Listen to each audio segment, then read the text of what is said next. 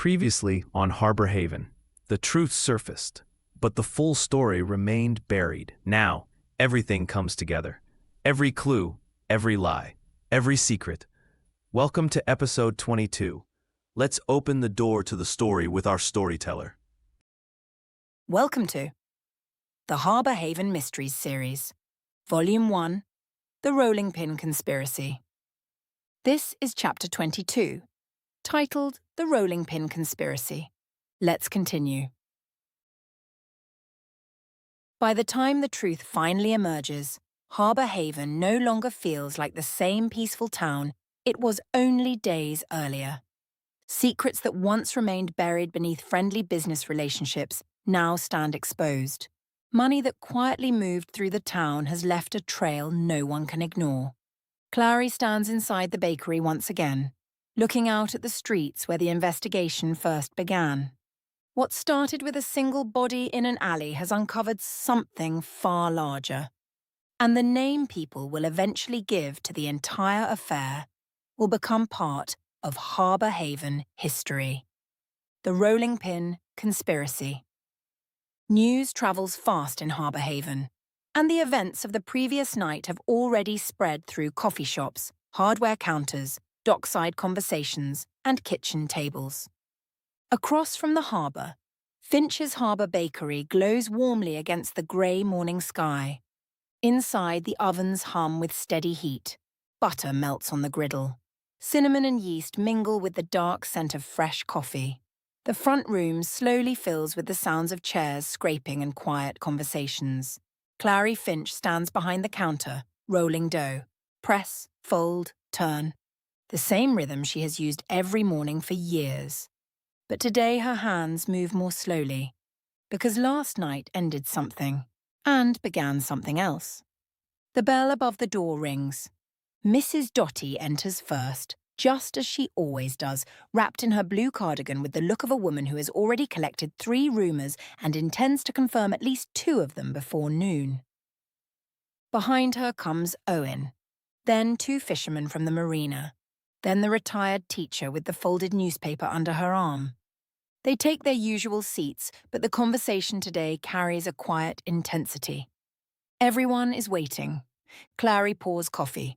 Mrs. Dotty studies her over the rim of her mug. "Well," she says finally, "I suppose the entire town is waiting for someone to explain what exactly happened in that alley last night." Owen leans against the counter. "Sheriff Hale's supposed to hold a meeting this morning." Mrs. Dotty sniffs. "Which means we'll hear half of it officially, and the other half by lunchtime anyway." One of the fishermen lowers his voice. "They took Calder away, didn't they?" Clary pauses only a second before answering. "Yeah." The word moves through the room like a quiet ripple.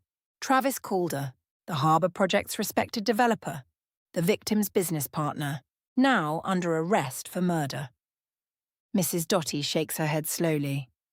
"I always say the most dangerous people are the ones who look like they belong everywhere." Owen takes his coffee. Town's about to learn that lesson the hard way. Clary turns back to the dough. Outside, the harbour keeps moving as if nothing has changed. But inside Harbor Haven, the truth has begun to settle.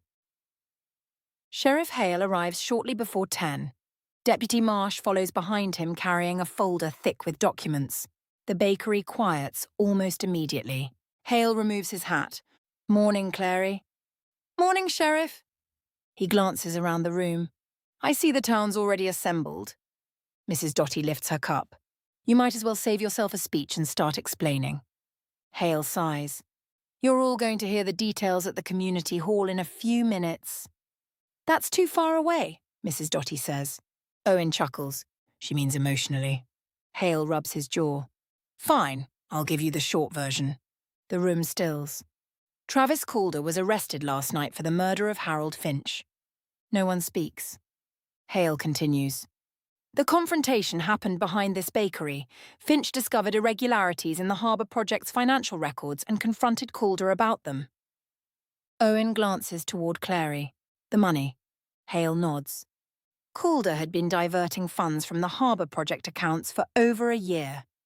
Mrs. Dotty sets her cup down. "Embezzlement." "Yes." Deputy Marsh opens the folder and spreads copies of the ledger pages across the table. These entries show the pattern. The fishermen lean closer. Investor deposits would enter the project account, Marsh explains. Then smaller transfers would disappear through disguised transactions. And afterward the books were adjusted to make the totals appear correct, Mrs. Dotty squints. What kind of disguise? Marsh taps one entry, a phrase used repeatedly in the records. Clary already knows what he's about to say. Rolling pin adjustment. The room murmurs. Mrs. Dotty stares at the paper.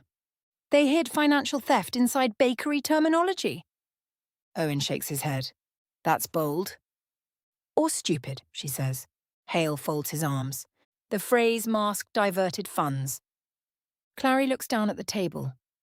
The name now fits the crime perfectly. The community hall fills quickly. Business owners, fishermen, council members, and curious residents gather as Sheriff Hale explains the scheme in full.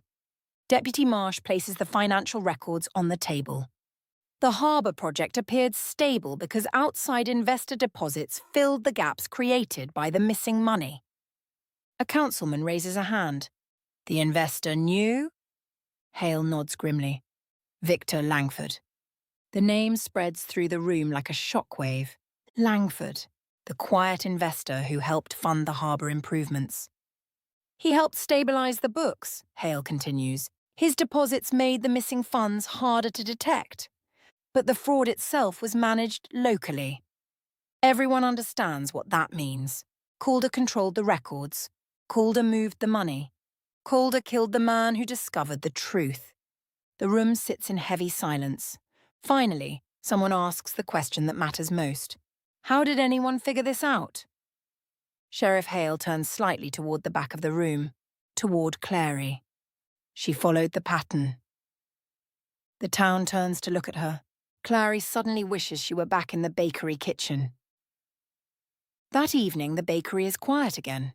The ovens are cooling. The last customers have gone home. Clary stands alone in the kitchen, thinking through everything that led to this moment. The fraud had hidden itself inside ordinary routine. Ledger entries, small transfers, harmless phrases, the kind of details people stop questioning when they appear often enough. The victim saw the pattern first. He confronted the one person who could not afford exposure. And fear turned that confrontation into murder. Clary realizes something else now. Harbour Haven wanted the answer to be simple. The fired employee, the rival cafe owner, the angry fisherman. But the truth lived somewhere harder to see. Right beside them. In someone they trusted. She breathed slowly. The town will recover. Small towns always do. But they remember. Clary steps outside the bakery as evening settles over Harbour Haven. The harbour glows under the last light of the day. Fishing boats rock gently in their slips. Gulls settle onto pilings. The town feels quieter now. Not healed, not yet, but steadier. Owen joins her on the back step. Strange day, he says. Very. You realise something, right? What? This whole thing will probably end up with a name.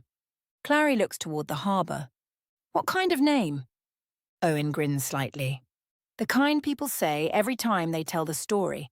Clary considers the ledger phrase, the coded entry that hid the theft, the phrase that started it all. She smiles faintly. I think the town already chose one. Owen raises an eyebrow. What's that? Clary looks out over Harbour Haven. The rolling pin conspiracy. The harbour wind moves gently through the street, and for the first time since the murder, Harbour Haven breathes again. Thank you, Bet, for listening to Chapter 22 of The Rolling Pin Conspiracy. Join us next time in Harbour Haven for the chapter epilogue, Morning at the Bakery.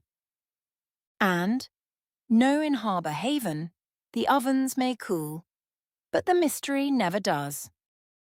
The mystery is solved, but Harbour Haven never stays quiet for long. Next time, Episode 23, Epilogue, Morning at the Bakery. Because even when a case ends, something else is already beginning.